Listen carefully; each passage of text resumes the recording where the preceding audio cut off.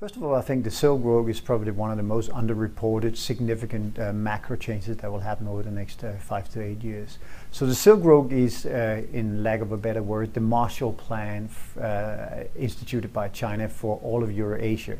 Eurasia is generally underdeveloped. You have a lot of countries between China and Europe on the other side, which needs to be and are emerging countries, but they are short of credit facilitation, they're short of infrastructure. So what China has said this and learned through this crisis is that they cannot continue to grow export markets, just exporting to the developed nations.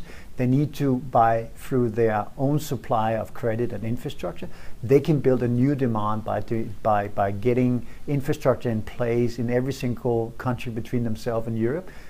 In the process, also industrializing Western China, which has been the underdeveloped rural side of China for many, many years. So effectively, they're creating supply from which they're going to have demand. It's a very smart plan, especially for a planned economy. But and in economic terms, it also makes sense from an investment perspective, even because think about it: they have $4 trillion worth of U.S. Treasuries yielding them nothing. Instead, they're now going to spend the money putting it into infrastructure, which of course has a longer payback period, but a higher productivity and a higher demand function for the Chinese economy. So I think we have to acknowledge that President Xi is the true heir to Deng Xiaoping, who started the big move opening up of China in 1979. Now, this many years later, we're actually seeing the second part of this plan being instituted. Right now, he is truly consolidating political power. He's fighting corruption, in my opinion, only to go full speed ahead in 2015, 18, and 19.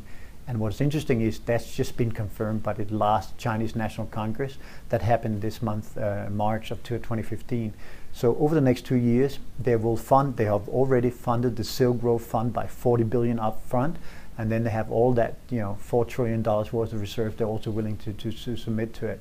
So very interesting, because the economic, and with these projections, it's anybody's numbers, but the projection is that that will mean an investment cycle of $7 to $10 trillion over the next 10 years going into these areas, producing a bigger market, more broader middle classes, growing up economies. So that would be good for world growth. It would be certainly very good for Australia.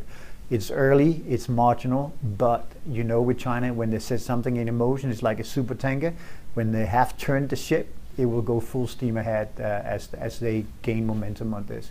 So very positive, and probably a slightly misunderstood story, because I think you even alluded to the fact that the Chinese consensus right now is more slowdown, political disruption, failed banking system.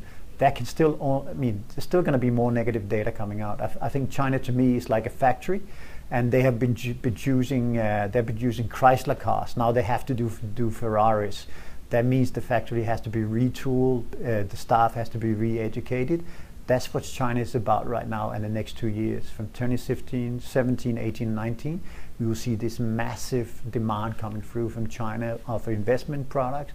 But of course, increasingly, they want to provide most of these services themselves, to have sort of the feedback loop of them giving credit and infrastructure and getting demand for their products.